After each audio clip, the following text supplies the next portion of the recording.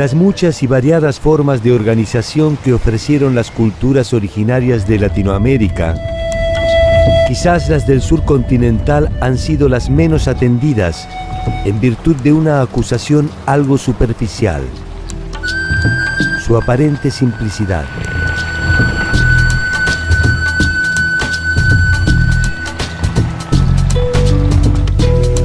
Cierto es que estos pueblos carecían de construcciones monumentales o dioses exuberantes, ni tenían una compleja estructura política que permitiera dividir claramente las clases dominantes de las sometidas.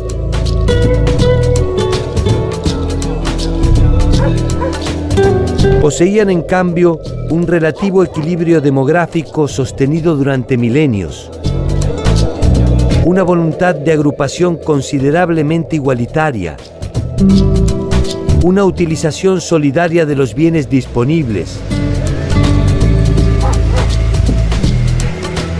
la propiedad comunal de la tierra, el desapego por las formas de lucro y acumulación, e instituciones de carácter civil tan originales que el mundo supuestamente evolucionado aún está en vías de conseguir.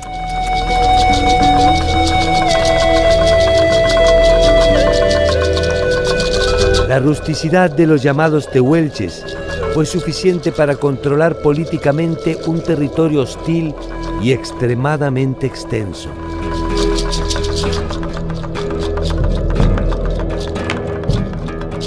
La precariedad de los Selknam les alcanzó para vivir en armonía por varios milenios, hasta que se inició su exterminio definitivo.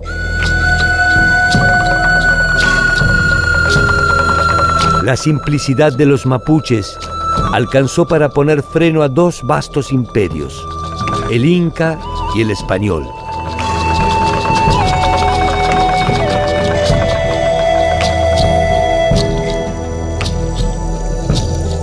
Es verdad que no se trató de un mundo perfecto, pero la sufrida permanencia de alguna de estas culturas nos ofrece un camino para reflexionar sobre nuestro presente, con una apertura que no supieron tener aquellos que por primera vez se enfrentaron con esta diversidad.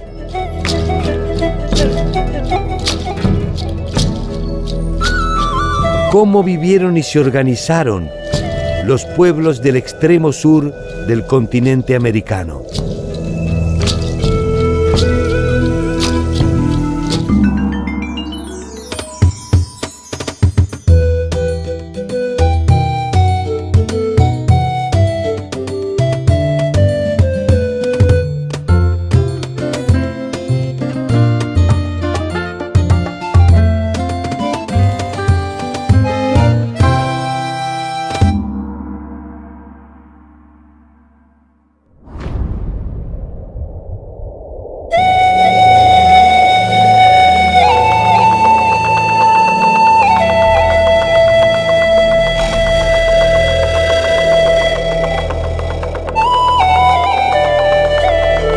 Hacia 1520 se produce el primer contacto entre la civilización europea y los pueblos originarios del extremo sur de América Latina, en el marco de la expedición de Magallanes que terminará dando la llamada Primera Vuelta al Mundo.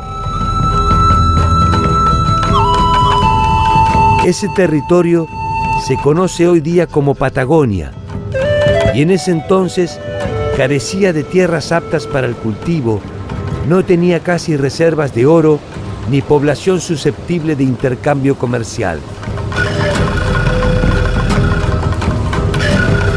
Esta situación demoró su exploración y conquista en más de 300 años, y le ofreció además un triste privilegio: el fin de su cultura y el exterminio de sus habitantes pudo ser meticulosamente documentado.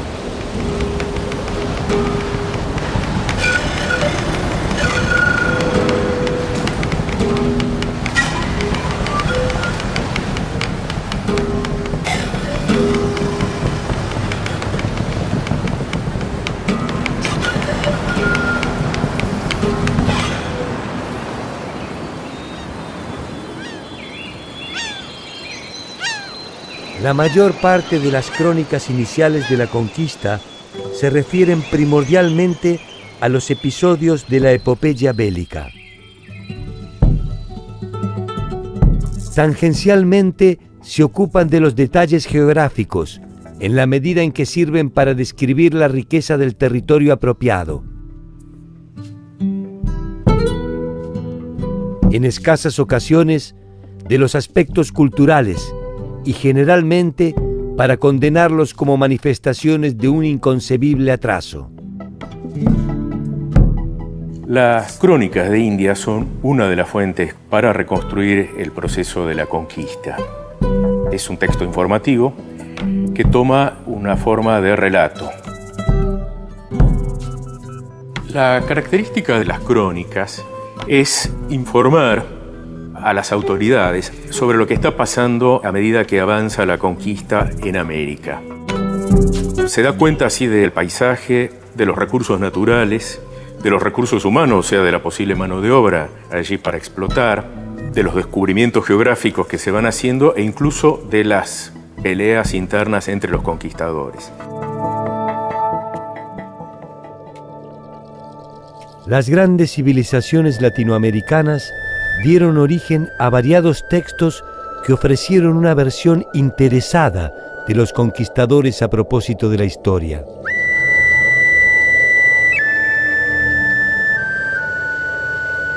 Los territorios del sur debieron conformarse con visitas esporádicas de los navegantes, que les dedicaron algún párrafo aislado.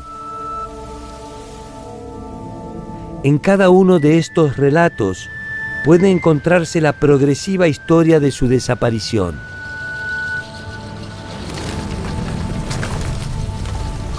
El primer capítulo del capítulo final de los pueblos patagónicos se encuentra en la crónica de Antonio Pigafetta. A esta altura, de 1519-1520, ya se sabe que América es un continente y no es parte de Asia, se sabe que hay otro océano del otro lado y ahora se está buscando el paso, hasta el momento sin éxito. Con ese sentido es que se contrata a Magallanes, que es un marino en realidad portugués, muy avesado, con mucha experiencia, con una expedición que va a bordear América del Sur y va a encontrar el estrecho que lleva su nombre justamente y el paso hacia el Pacífico.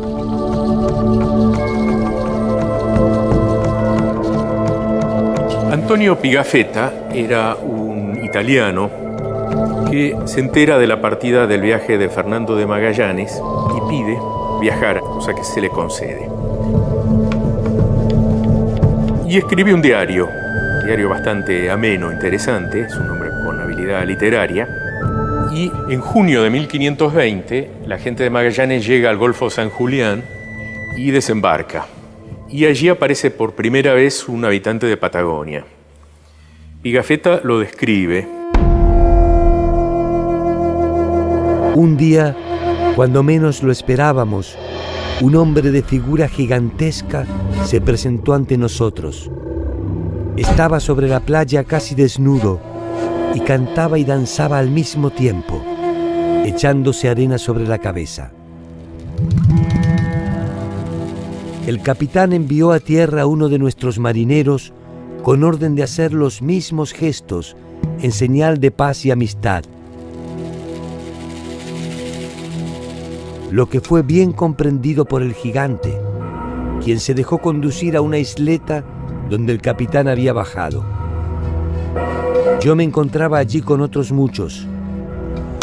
Dio muestra de gran extrañeza al vernos y levantando el dedo quería sin lugar a dudas decir que nos creía descendidos del cielo. Él dice allí que era gente muy alta, cual es cierto que los tehuelches eran muy altos. Él dice que le llegan al ombligo. Acá hay dos cosas. Pensemos que un europeo en esa época, lo más factible es que midiera 1,50 m. Y pensemos que es posible que fuera un tehuelche de cerca de 2 metros de altura, lo cual es una gran diferencia, pero evidentemente al ombligo no le debía de llegar.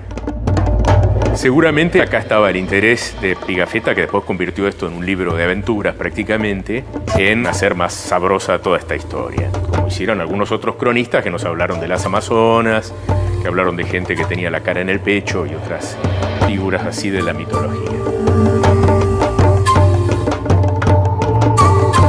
A Pigafetta le debemos además un primer mapa de la región y a su texto la denominación de Patagón, que es atribuida a Magallanes y cuyos orígenes están aún en discusión. Y él dice que fue Magallanes quien dio el nombre de Patagones a esta gente. Con todo esto se armó en general un largo malentendido, porque se ha atribuido a decir que se los llama Patagones porque tenían pies grandes, porque tenían patas grandes. En realidad creo que en esa época en castellano no se usaba la expresión pata para un pie humano, pero aparte de esto, Patagón era en ese momento, el gigante Patagón, era un personaje de la literatura de Cordel en Europa, un personaje muy popular. En el siglo XV se habían recuperado los clásicos en Europa.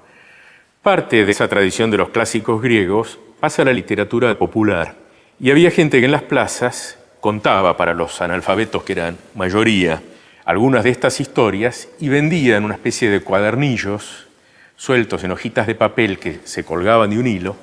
Por eso se le llamaba literatura de cordel. El cordel era esta piolita donde estaban colgados esta especie de fascículos, diríamos hoy. Y el gigante Patagón era uno de estos personajes muy populares. Es como si actualmente hubieran dicho, no sé, los Supermans, una cosa así, hubiera quedado Supermania a la zona.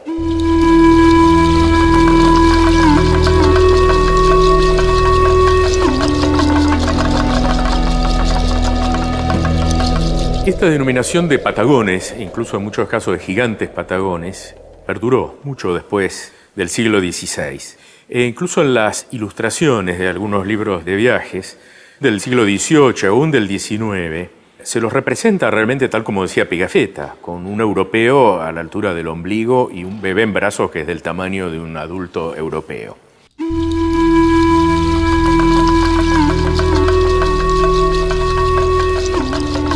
Estos avistajes detectaron una serie de grupos distintos entre sí que compartían la isla de Tierra del Fuego. Sin una revisión exhaustiva de sus particularidades, fueron identificados como un grupo común.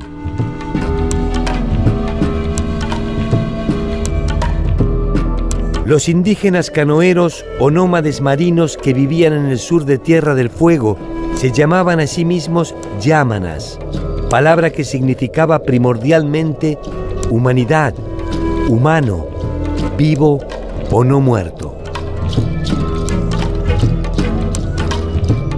Con ese término, el grupo se diferenciaba respecto de otros indígenas que compartían su territorio.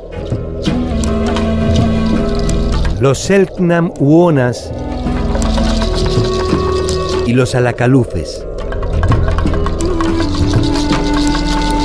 Los yámanas eran un pueblo nómade. Vivían en sus balsas, aunque en ocasiones dormían en la costa al abrigo de precarias chozas construidas con pieles. Las pieles les servían también de abrigo, aunque era natural que estuvieran desnudos a pesar de las extremas temperaturas. Las reglas de la comunidad se establecían de acuerdo a la voluntad de Watavinegua, el creador de todas las cosas del mundo y probablemente su deidad primordial.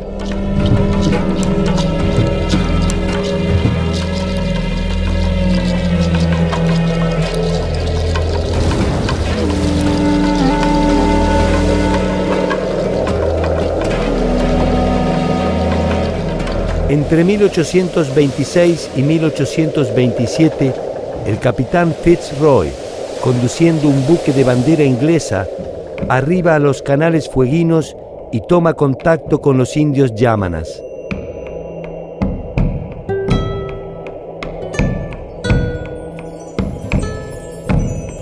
En su exploración no solo recabó datos geográficos, también recolectó 4 yámanas que fueron bautizados por los ingleses como Jemmy Button York Minster, Fuegia Basket y Memory Boat.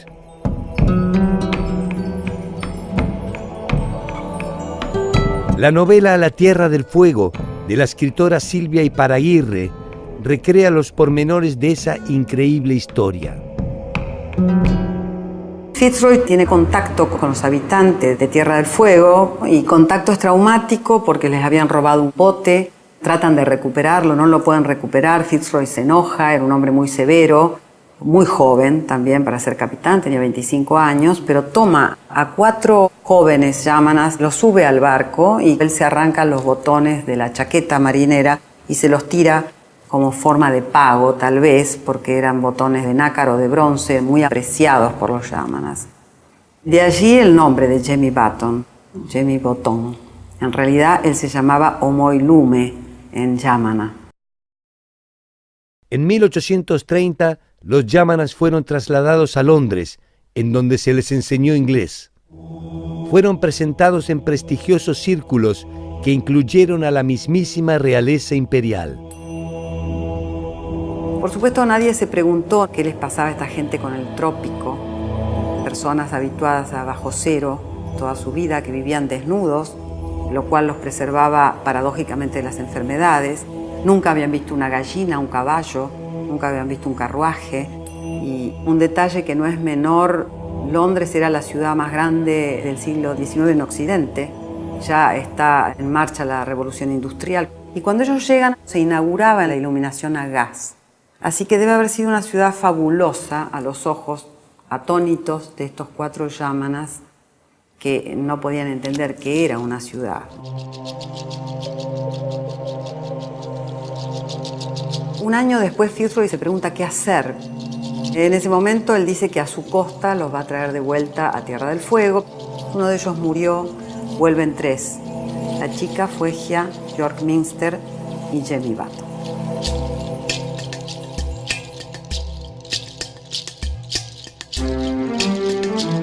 Cuando llegan hay una escena que es tremendamente desgarradora. Jemmy Button, que fue llevado cubierto de grasa de foca y desnudo, vuelve con galerita, guantes, le gustaban a él los guantes, vestido de punta en blanco de caballero británico. Y viene su familia a recibirlo y lo empieza a rodear, lo desconocen, se van y para él realmente es un momento terrible que ninguno alcanza a tener la dimensión de qué sucedía en el encuentro. Fitzroy sigue adelante, impertérrito, él con su plan, le arman una casa inglesa, le dejan herramientas para labrar la tierra sin saber que allí no se puede plantar, el suelo es rocoso. Era bastante delirio. Un año después, Fitzroy regresa para observar los efectos de su experiencia. Jemmy aparece en una canoa al costado del barco, otra vez desnudo, otra vez con la crencha y cubierto de grasa de foca, esta vez con su mujer, se ha casado, la chica está esperando un bebé y sube al barco. En ese encuentro Fitzroy le dice si quiere volver a Inglaterra y él le dice nunca más, Inglaterra nunca más.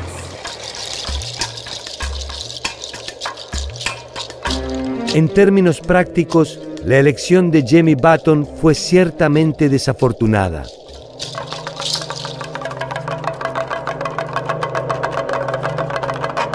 Medio siglo después, no solo Button, sino casi todos los de su raza se encontraban virtualmente extinguidos.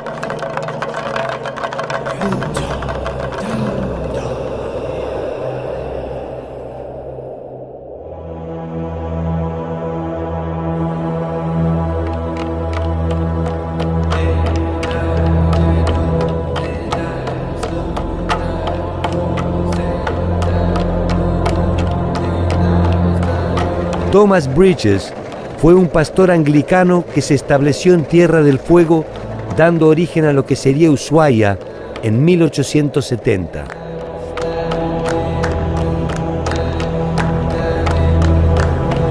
Contrariamente a muchos de sus congéneres, se preocupó por conocer y fundamentalmente entender a los pobladores originarios. A él le debemos muchos de los extractos que nos permiten conocer su particular forma de vida. Bridges denunció los excesos cometidos contra los yámanas y fue el autor de un diccionario que contenía más de 32.000 vocablos de la lengua originaria, a la que distinguía como más sutil y compleja que la lengua inglesa. El diccionario fue publicado en Austria en 1933, cuando la cultura yámana prácticamente había desaparecido.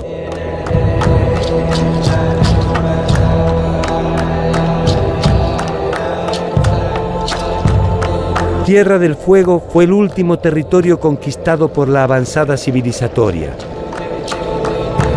La explotación ganadera de finales del siglo XIX transformó sustancialmente la geografía de los pueblos originarios, que vieron comprometidos su espacio y fuentes de subsistencia.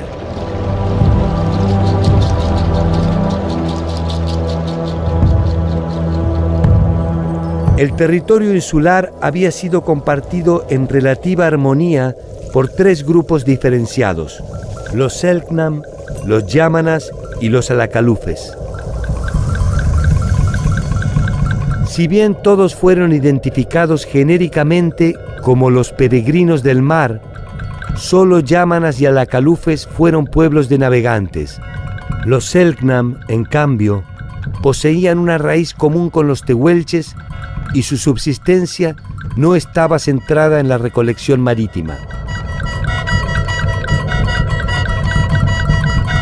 Hacia el año 1880 todavía la sociedad Selknam estaba funcionando en forma plena en el norte de la isla grande de Tierra del Fuego. Y ese fue el tiempo en el que comenzó lo que podemos llamar su desintegración cultural. El hecho de que esto ocurriera hace tan poco tiempo llevó a que ahora podamos disponer de tantas fuentes acerca de ellos. Los Selknam eran pueblos nómades. Su territorio estaba dividido en regiones cuyos límites se transmitían de generación en generación y en donde cada grupo podía practicar libremente la caza y la pesca. Sabemos que los Selknam del norte de Tierra del Fuego utilizaban arco y flecha para su subsistencia básica y su presa principal era el guanaco. También acudían a la costa y allí cazaban lobos marinos. Los lobos marinos eran una parte importante de su dieta, en tanto les ofrecía una grasa que los guanacos prácticamente no tenían en cantidad adecuada para gente que vive en un ambiente tan frío como el de Tierra del Fuego. Entonces era un complemento importante el que ofrecía ese recurso que obtenían en la costa.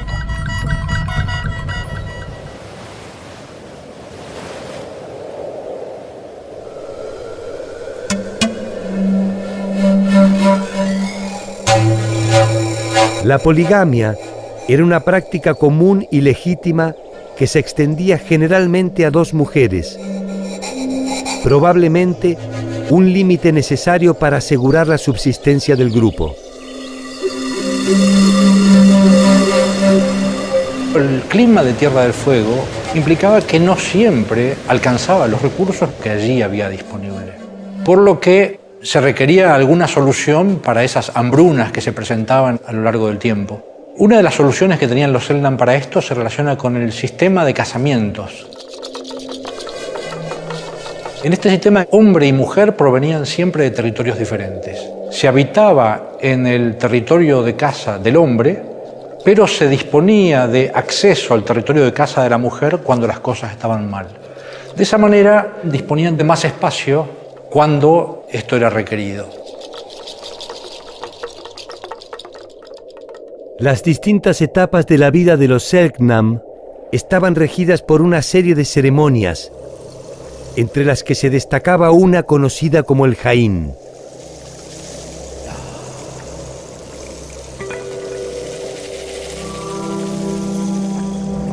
Tenemos un conocimiento acerca de las ceremonias de los Selknam, debido a que algunos de los etnógrafos que vivieron con ellos pudieron participar de la ceremonia de iniciación masculina, conocida como Jaín.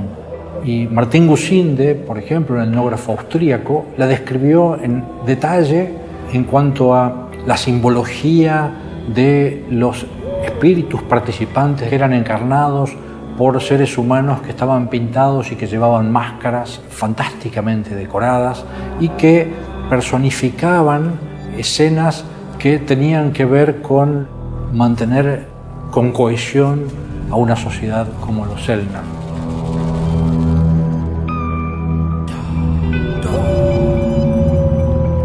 Los Selknam llegan a nosotros con una imagen tan completa gracias a que el contacto de la sociedad occidental fue muy tardío en el norte de Tierra del Fuego. De hecho, el contacto importante comienza en 1879-1880, cuando se instala la primera estancia en el norte de Tierra del Fuego, por un lado, y por el otro, la instalación de misiones salesianas que fueron un intento de, entre comillas, solución al problema indígena.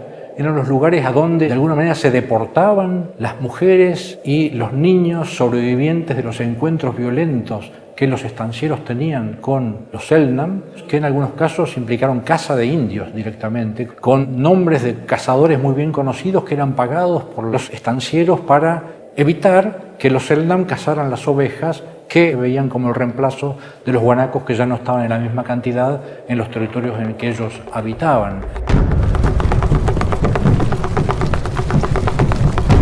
En una tierra sin ley, los usurpadores se encargan de defender por mano propia lo que consideran un despojo. Curiosa forma de interpretar el derecho a la propiedad en una tierra que ellos mismos arrebataron.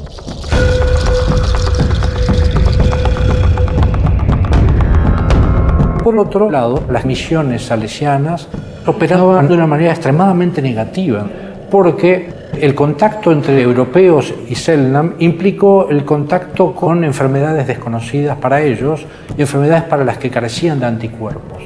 Entonces, mientras fuera una sociedad extremadamente móvil, las muertes entre los Selknam causadas por la gripe o la tuberculosis no tuvieron un efecto masivo porque no había condiciones de contagio adecuadas para atacarlos masivamente, pero las misiones otorgaron exactamente eso. Las misiones implicaban grandes galpones donde se concentraba la gente y las condiciones de ataque de estas enfermedades se hicieron masivas.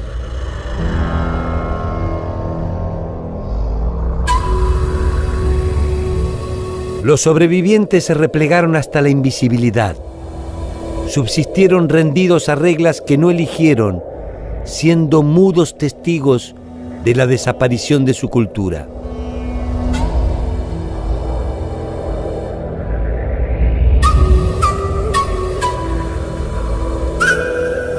En 1974 muere Ángela Loloj, la última representante genuina de la cultura Selknam.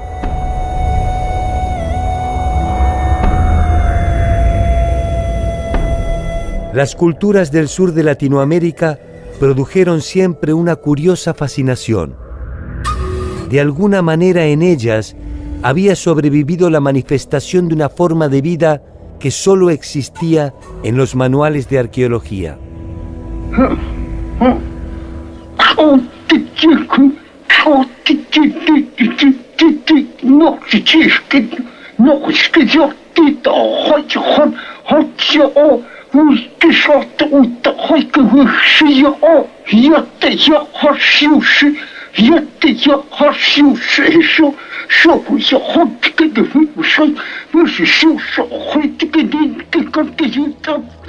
Los pueblos patagónicos fueron ilustrados por conquistadores y aventureros como gigantes míticos de un tiempo remoto. También como pulcros señoritos de la sociedad inglesa. Con cierto candor y piedad por medio de las fotografías de evangelizadores y a veces con humor en los registros fílmicos de los salesianos,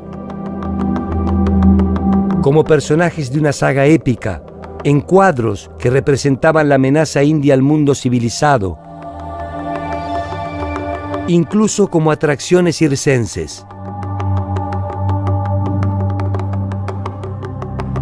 En 1889, un grupo de indios patagónicos es enviado a París por el gobierno argentino como uno de los tantos productos regionales de la pujante y renovada república.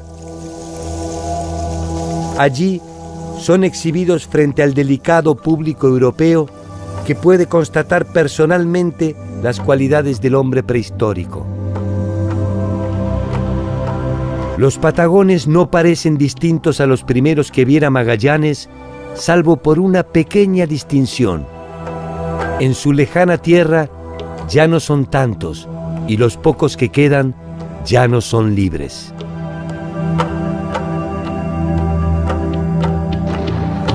Las fotos del final son tan cruentas como verdaderas. Un registro histórico nos muestra la dinámica del exterminio. Mientras algunos cazadores apuntan hacia un horizonte indefinido, a los pies de uno de los hacendados ingleses yace una de las presas obtenidas. Un Selknam.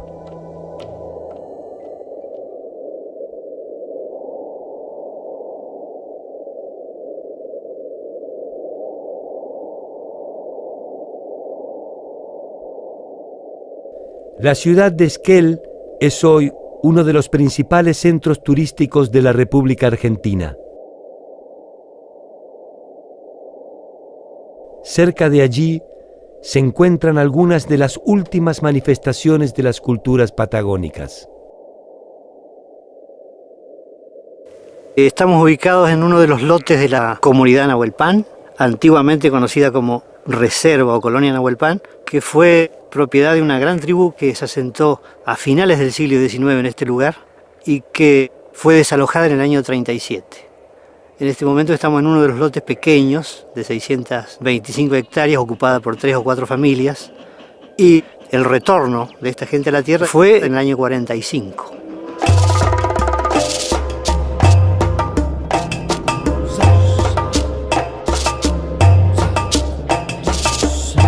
La palabra mapuche significa literalmente hombres de la tierra y es la denominación que se daban a sí mismos los pueblos originarios que habitan en la actualidad los territorios de Chile y Argentina.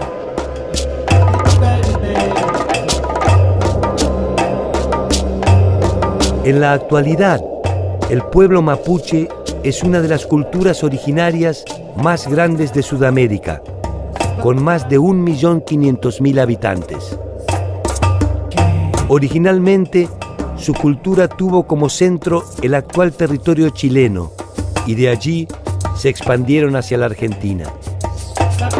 A partir del siglo XVI, los mapuches en Chile empiezan su guerra en gran escala contra los españoles. Y una de las herramientas que tienen, estratégica y fundamental, es el caballo, que aprenden a manejar muy pronto y muy bien. Pero Chile no es una zona apta para la cría de caballos, por lo menos no en la abundancia que ellos lo precisan. Y sí, en cambio, a partir de la fundación de Mendoza y posiblemente algún otro centro hispano también, en La Pampa hay miles y miles y miles de baguales o caballos salvajes que han empezado a montar muy bien los cazadores de la zona, armados pampas. Agrupados en tribus que reconocían a un jefe territorial, estos grupos podían unirse en una federación bajo el mando de un cacique militar en tiempos de guerra o de conquista. Yo soy Sergio Nahuelpan, cacique de la comunidad. Yo llevo el cacicazo es por el nombre de mi abuelo, Francisco Nahuelpan, que fue el que dejó el nombre, con todo el honor que le digo yo, porque mi abuelo era el cacique principal de todo. Porque según dice que él vino de Chile, nosotros tenemos sangre chilena. La resistencia al invasor no era una novedad para los mapuches. Sus guerreros ya habían derrotado en varias oportunidades a los ejércitos españoles y a las disciplinadas fuerzas del Imperio Inca. El ejército venían matando a los indígenas. Entonces mi abuelo con su hermano, pues, a la llegada al Río Negro, se enfrentaron con la tropa. Y ahí pelearon. Y él era un muchacho de 17 años, según contaba mi padre, y creo que quedó la historia eso. Y se enfrentó contra 17 soldados y no lo pudieron vencer.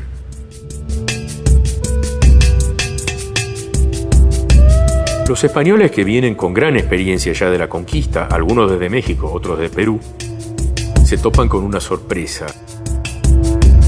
Por empezar, esta gente presenta gran número de guerreros en batalla y además pelean de una manera muy ordenada.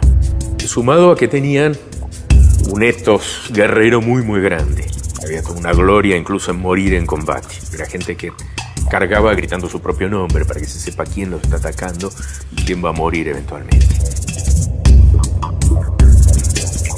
Oye, Mari, bastante permite pico no hay a ti. Y la primera la pico su mamá de mundo. Tú chiquete, frente, tenta pi algo en ti, no me hago en mano.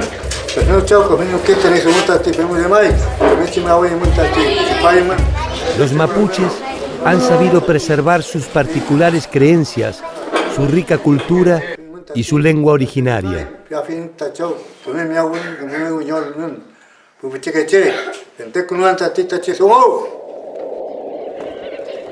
El pueblo mapuche ha sostenido en el tiempo muchas de sus tradiciones que se están recuperando merced al trabajo de algunos docentes interesados en la cultura mapuche. Sobre todo porque en los lugares donde están instaladas las escuelas rurales hay descendientes, hay personas que de algún modo vinculados con los maestros cuentan la historia.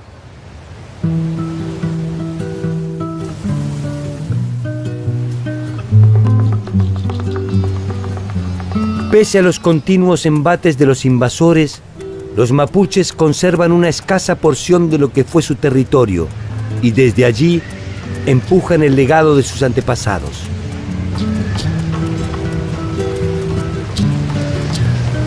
Para algunos es una nueva oportunidad para el resguardo de su cultura. En realidad, se trata de una nueva oportunidad para la nuestra.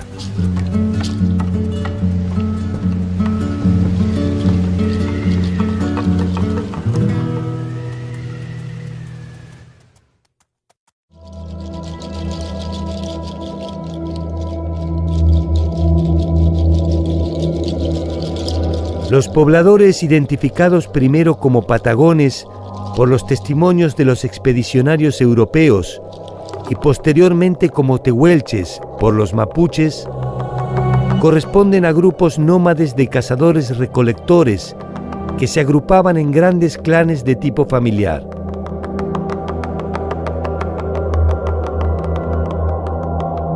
Cuando hablamos de tehuelches, hablamos de individuos que ocupaban toda la Patagonia continental, desde el norte de la provincia de Río Negro y parte de la provincia de Buenos Aires hasta el estrecho de Magallanes. Su territorio estaba dividido en grandes zonas en la que cada una de las tribus ejercía una cierta autonomía detentada por los jefes, quienes podían incursionar en un área vecina solo mediante la autorización de otro líder territorial. Nunca llegaron a ser un grupo demasiado numeroso, solo unos pocos miles de individuos desparramados en esta inmensidad de la Patagonia, sin poblaciones estables en ningún lugar. Que eran cazadores, recolectores extremadamente móviles que devoraban las pampas y que interactuaban entre la cordillera y la costa del océano o la costa del estrecho de Magallanes, donde ellos vivían buena parte del año. Los tehuelches eran nómades, pero tenían sus campamentos base, sus territorios propios, donde el grueso de la población eventualmente permanecía. Pero partidas de ellos hacían periplos así muy largos, en parte siguiendo estacionalmente los recursos de la caza y en parte para hacer intercambio de una gran cantidad de productos.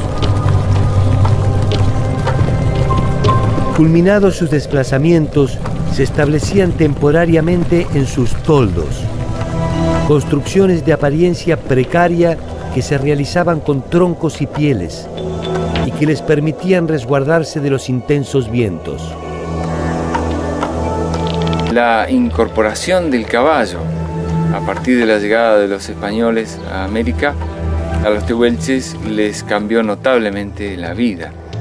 No solo podían trasladar mucho más fácil todos sus enseres, sus personas, con mucha más velocidad y a más distancia, sino que también les permitía cazar con mucho más facilidad. La modalidad de caza nunca era individual y la única forma para cazar en lugares abiertos es mediante el trabajo solidario de muchas personas.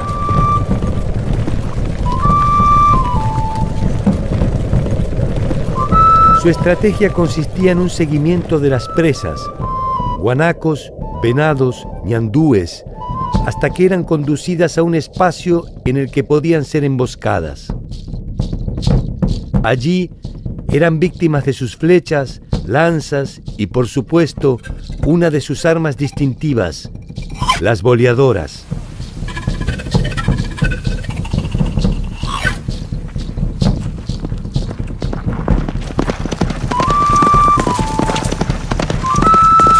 Esta original herramienta se construía con 3 piedras redondeadas y pulidas forradas en cuero.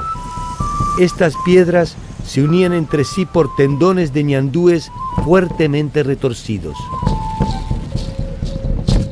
Es una herramienta que les permitió cazar estos animales que son ligeros, son difíciles de cazar.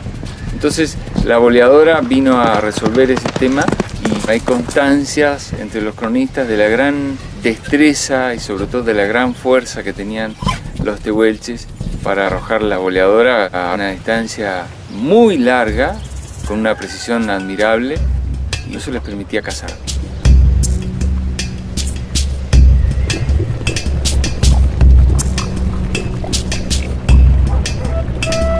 A principios de 1870, la expansión de los gobiernos chileno y argentino cambia la realidad del sur continental.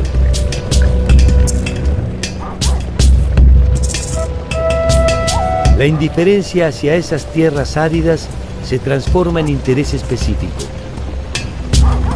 La cría de ovejas se intensifica y la inmigración europea comienza a recibir las tierras de manos del gobierno.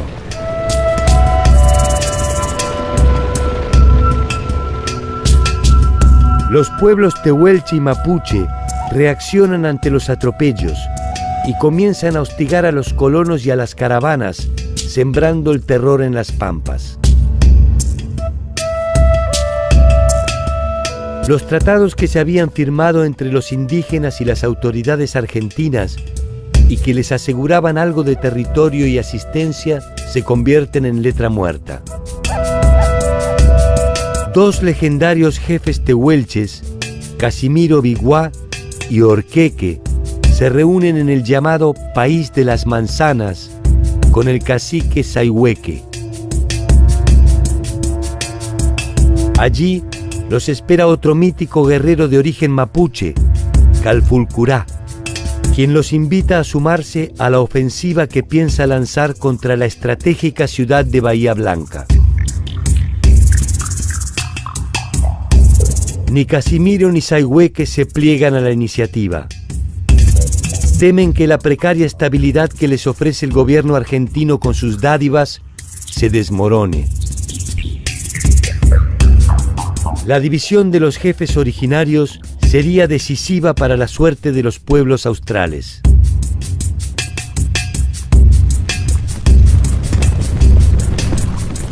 Calfulcurá seguirá adelante con su plan.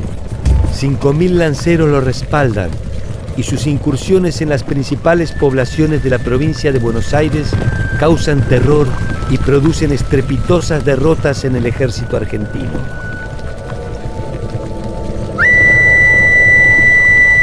La batalla decisiva se produce el 5 de marzo de 1872.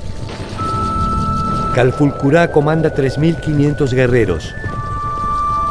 Frente a él, el ejército argentino planta su artillería con el apoyo de cerca de 1.000 indios aliados. Calfulcurá es derrotado y se refugia en las Salinas Grandes hasta su muerte al año siguiente.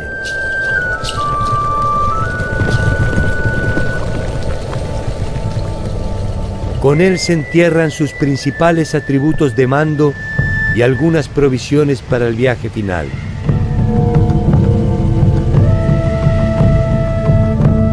Su tumba fue profanada tiempo después y sus restos fueron a parar al Museo de Ciencias Naturales de La Plata.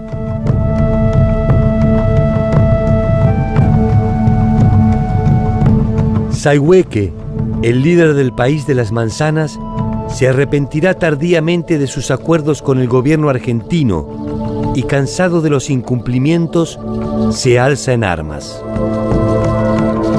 Es vencido en 1885. En enero de 1885 es el último de los grandes caciques que se entrega finalmente con su gente, ya porque ha tenido que abandonar su lugar. Se entregan prácticamente por hambre, por imposibilidad de mantenerse, en Junín de los Andes.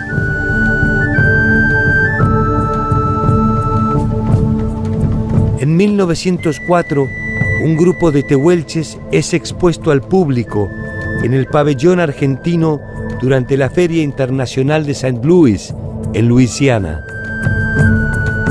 Los tehuelches participantes han sido identificados como Colojo, su hija Lorenza, Aguaic, Mulato, Sinchel y Casimiro. Este fue el último acto público de Casimiro Biguá. A su regreso, su rastro se pierde, sin que se tengan noticias de su paradero.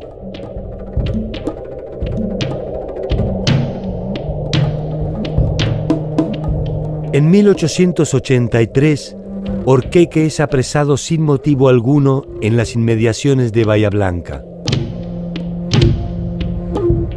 Junto a 50 de sus hombres, es tomado prisionero con sus perros y caballos.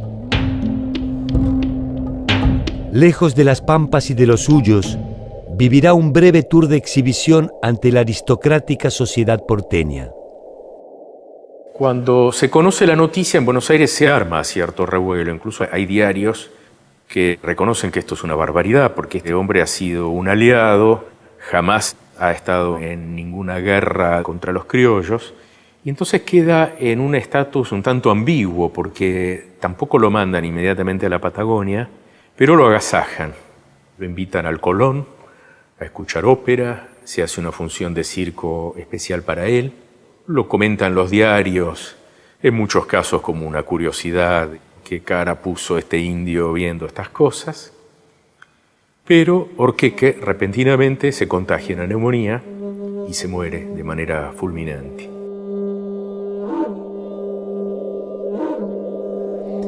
Orqueque terminaría sus días en un hospital militar aquejado por una enfermedad pulmonar.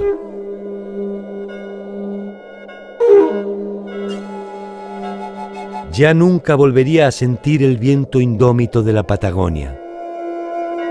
Como él, uno tras otro los miembros de su raza fueron desapareciendo, trabajando como peones en las estancias, víctimas de grescas y borracheras, o asesinados por hacendados, científicos y funcionarios. Las aldeas de Gangán y Blancuntre son uno de los últimos refugios de los tehuelches. Su idioma se ha perdido casi definitivamente y solo subsisten algunos vocablos aislados. A medida que fueron desaparecidos por la civilización, muchos de sus sobrevivientes se fueron asimilando al pueblo mapuche. Lo poco que queda de su tiempo está confinado a un breve paisaje donde la sociedad supone que su duelo no les duele.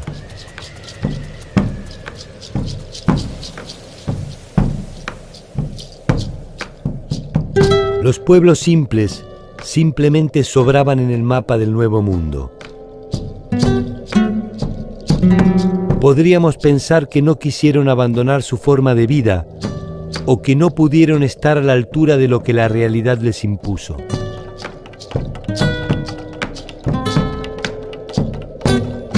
Su simpleza no fue suficiente para encantar al hombre civilizado, que en ese entonces estaba demasiado atrasado como para entender su igualitaria forma de agrupación.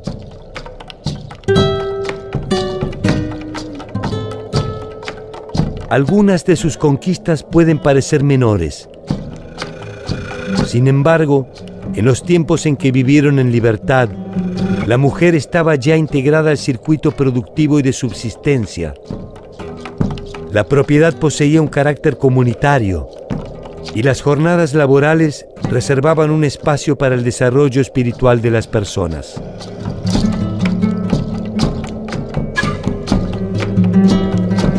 En el presente vamos detrás de esas pequeñas conquistas que los pueblos del sur ya habían obtenido, pero que solo fueron identificadas como desorganización, desidia, flaqueza, inmoralidad y salvajismo.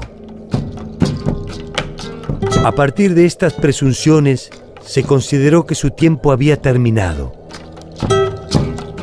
Sobre su aparente precariedad se negó su condición de humanidad.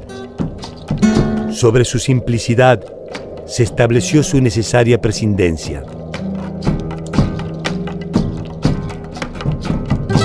Al día de hoy, todos sabemos que para acabar con una cultura, alcanza con una simple excusa. A veces la barbarie solo puede notarse en los pequeños gestos.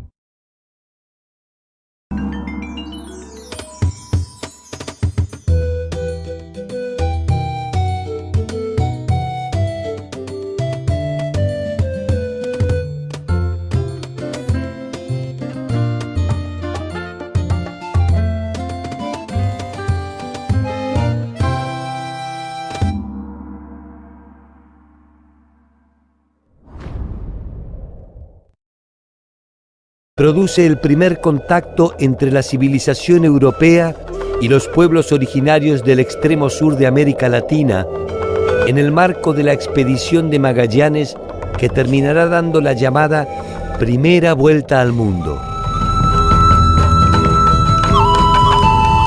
Ese territorio se conoce hoy día como Patagonia y en ese entonces carecía de tierras aptas para el cultivo. No tenía casi reservas de oro ni población susceptible de intercambio comercial.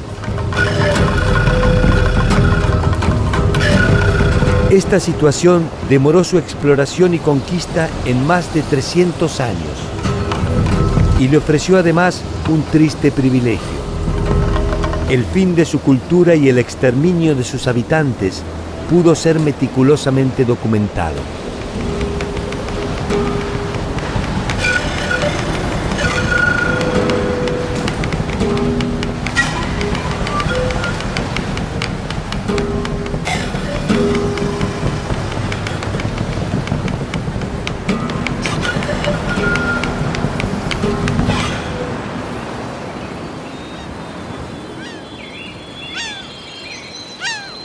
La mayor parte de las crónicas iniciales de la conquista se refieren primordialmente a los episodios de la epopeya bélica.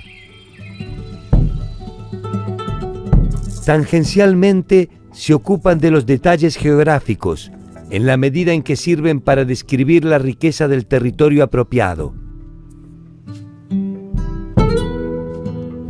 En escasas ocasiones, de los aspectos culturales, y generalmente para condenarlos como manifestaciones de un inconcebible atraso.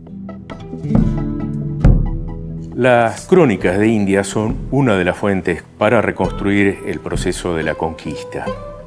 Es un texto informativo que se entera de la partida del viaje de Fernando de Magallanes y pide viajar, cosa que se le concede.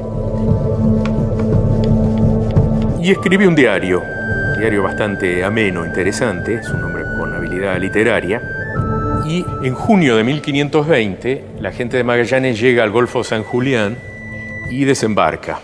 Y allí aparece por primera vez un habitante de Patagonia. Pigafetta lo describe. Un día, cuando menos lo esperábamos, un hombre de figura gigantesca se presentó ante nosotros. Estaba sobre la playa casi desnudo y cantaba y danzaba al mismo tiempo, echándose arena sobre la cabeza. El capitán envió a tierra a uno de nuestros marineros con orden de hacer los mismos gestos en señal de paz y amistad, lo que fue bien comprendido por el gigante, quien se dejó conducir a una isleta donde el capitán había bajado. Yo me encontraba allí con otros muchos. Dio muestra de gran extrañeza al vernos y, levantando el dedo, quería sin lugar a dudas decir que nos creía descendidos del cielo. Él dice allí que era gente muy alta, tal cual es cierto que los tehuelches eran muy altos. Él dice que le llegan al ombligo. Acá hay dos cosas. Pensemos que un europeo en esa época, lo más factible es que midiera 1,50 m. Y pensemos que es posible que fuera un tehuelche de cerca de 2 metros de altura, lo cual es una gran diferencia, pero evidentemente al ombligo no le debía de llegar. Seguramente acá estaba el interés de Pigafetta, que después convirtió esto en un libro de aventuras prácticamente, en hacer más sabrosa toda esta historia, que toma una forma de relato. La característica de las crónicas es informar a las autoridades sobre lo que está pasando a medida que avanza la conquista en América. Se da cuenta así del paisaje, de los recursos naturales, de los recursos humanos, o sea, de la posible mano de obra allí para explotar, de los descubrimientos geográficos que se van haciendo e incluso de las peleas internas entre los conquistadores. Las grandes civilizaciones latinoamericanas dieron origen a variados textos que ofrecieron una versión interesada de los conquistadores a propósito de la historia.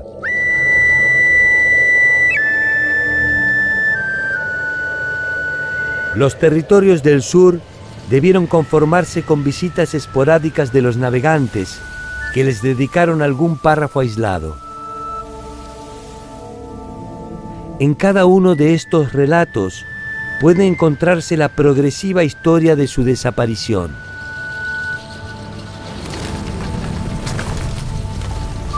El primer capítulo del capítulo final de los pueblos patagónicos se encuentra en la crónica de Antonio Pigafetta.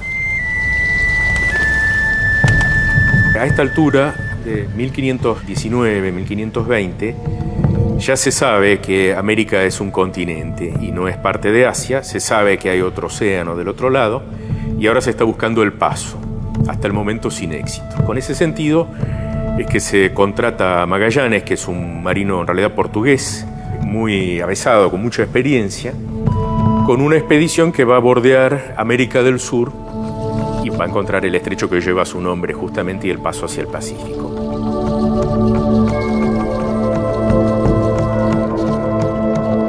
Antonio Pigafetta era un italiano. La rusticidad de los llamados tehuelches fue suficiente para controlar políticamente un territorio hostil y extremadamente extenso.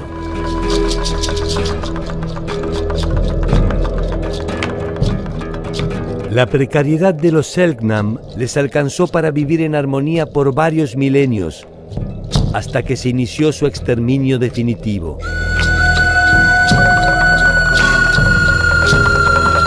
La simplicidad de los mapuches alcanzó para poner freno a dos vastos imperios, el Inca y el español.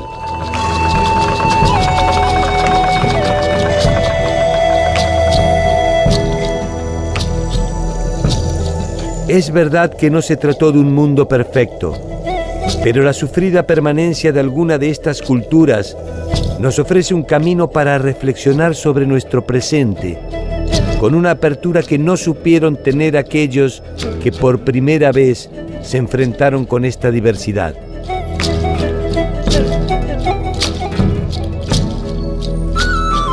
¿Cómo vivieron y se organizaron los pueblos del extremo sur del continente americano?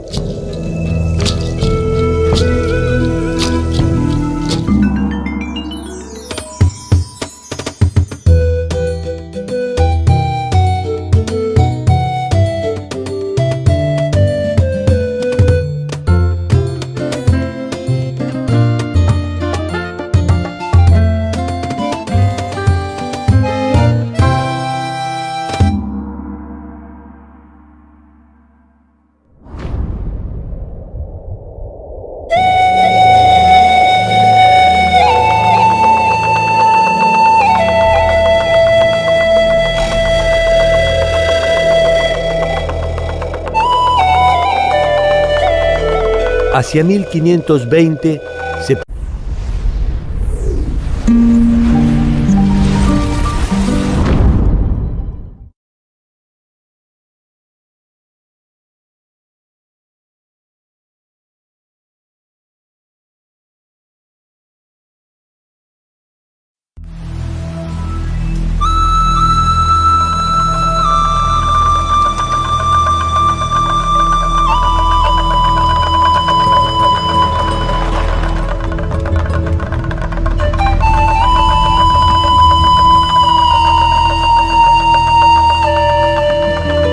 De las muchas y variadas formas de organización que ofrecieron las culturas originarias de Latinoamérica, quizás las del sur continental han sido las menos atendidas en virtud de una acusación algo superficial: su aparente simplicidad.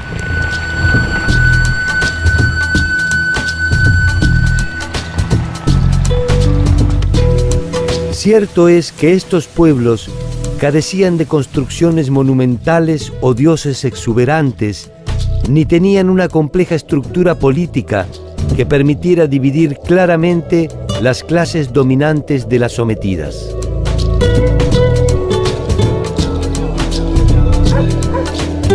Poseían, en cambio, un relativo equilibrio demográfico sostenido durante milenios, una voluntad de agrupación considerablemente igualitaria, una utilización solidaria de los bienes disponibles,